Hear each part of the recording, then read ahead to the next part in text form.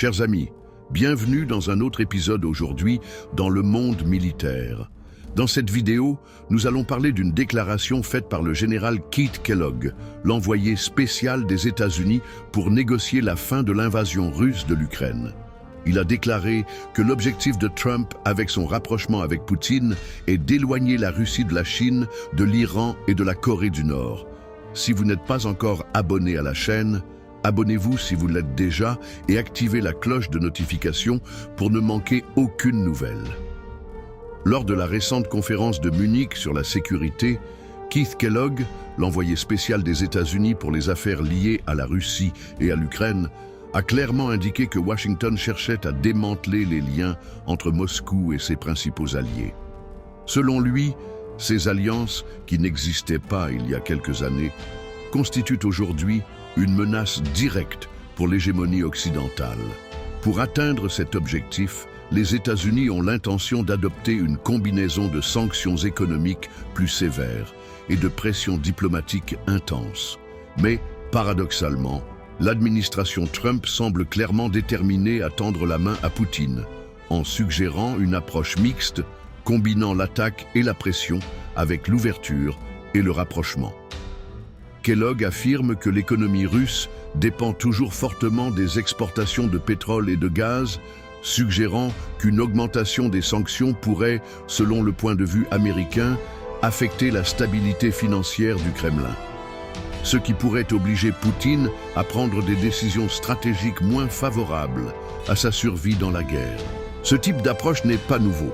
Il suffit de regarder le cas de l'Iran, où les États-Unis ont mis en œuvre des sanctions draconiennes qui, bien qu'elles aient causé des difficultés économiques, ont également encouragé l'Iran à chercher des alternatives et à renforcer ses liens avec les puissances non occidentales.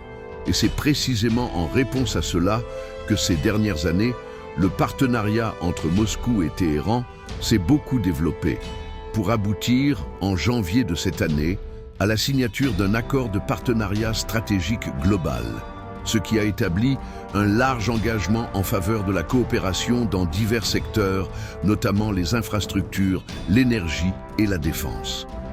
Le pacte prévoit également qu'en cas d'agression contre l'une des parties, l'autre apportera son aide. Ce niveau d'engagement entre la Russie et l'Iran reflète un alignement plus profond des intérêts. Les deux pays partagent une vision commune d'un monde multipolaire, dans lequel l'Occident n'aurait pas le monopole des décisions mondiales. En outre, les deux pays cherchent des moyens d'échapper aux sanctions imposées par les États-Unis, de renforcer la production nationale et d'élargir leurs liens commerciaux avec d'autres pays qui sont également confrontés à des restrictions occidentales. Une autre relation que les États-Unis veulent affaiblir est l'alliance entre la Russie et la Chine. Pékin et Moscou ont intensifié leurs relations commerciales et militaires, formant et consolidant un axe d'influence qui cherche à défier la suprématie américaine.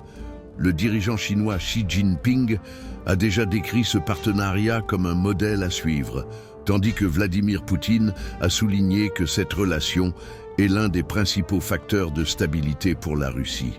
Cette coopération se traduit par des initiatives telles que des exercices militaires conjoints, des accords d'approvisionnement en énergie et des collaborations technologiques stratégiques. Pour la Chine, l'obtention d'un partenaire militaire et énergétique comme la Russie est essentielle à sa sécurité et à son indépendance vis-à-vis des pressions occidentales. Du côté russe, l'alliance avec Pékin offre une alternative économique robuste pour atténuer les impacts des sanctions occidentales. Et en plus de l'Iran et de la Chine, les liens entre la Russie et la Corée du Nord se sont également renforcés récemment. En décembre de l'année dernière, une véritable alliance militaire entre Moscou et Pyongyang est entrée en vigueur. Le résultat d'un traité signé en juin est valable indéfiniment, qui couvre plusieurs domaines de coopération, notamment la défense, l'économie, la science et l'énergie, en plus de prévoir une assistance militaire mutuelle en cas de guerre. Cet accord est si complet que la dictature nord-coréenne a même envoyé des milliers de soldats à la guerre en Ukraine, ce qui était totalement impensable il y a encore un an. Tout ce rapprochement entre les deux pays pose un défi supplémentaire aux États-Unis et à leurs alliés, car il ajoute un élément hautement imprévisible au paysage géopolitique de l'Asie de l'Est. La Corée du Nord, fortement isolée et visée par de sévères sanctions, voit en la Russie une opportunité d'obtenir un soutien militaire, diplomatique et économique. Alors que Moscou voit en Pyongyang un fournisseur sûr et fiable, non seulement d'armes et de munitions, mais aussi de soldats, un élément essentiel dans la guerre d'usure et d'usure qu'elle mène en Ukraine. Comme l'a dit le général Kellogg, toutes ces alliances n'existaient pas avant l'invasion russe de l'Ukraine. La Russie, la Chine, l'Iran et la Corée du Nord ont toujours été des régimes plus ou moins proches. Mais, comme l'a souligné Kellogg, ils étaient tous dans leur coin respectif. Mais l'invasion russe de l'Ukraine et l'incapacité de la Russie à la vaincre par ses propres moyens ont forcé Poutine à se rapprocher de ces pays, créant des alliances qui, comme je l'ai dit, étaient impensables il n'y a pas si longtemps. Les efforts déployés par les États-Unis pour démanteler les alliances de la Russie avec l'Iran, la Chine et la Corée du Nord reflètent la préoccupation de Washington de maintenir son influence mondiale. La posture de Trump, signalant l'ouverture et le rapprochement avec Poutine, elle pourrait être le reflet de cette stratégie détaillée par Kellogg. Cependant, du moins pour l'instant, la réalité montre que ces partenariats sont devenus de plus en plus forts, motivés par des intérêts communs et la nécessité de créer un contrepoids à l'ordre mondial dominé par l'Occident. Il reste donc à voir si la stratégie de Trump, qui consiste à accueillir Poutine à bras ouverts et à l'extrême à sacrifier l'existence même de l'Ukraine, aboutira à son objectif d'attirer Poutine dans la sphère d'influence des États-Unis, loin des Chinois, des Iraniens et des Nord-Coréens. Mais si cela fonctionne, que feront ces pays s'ils voient que leur allié le plus grand et le plus puissant les abandonne?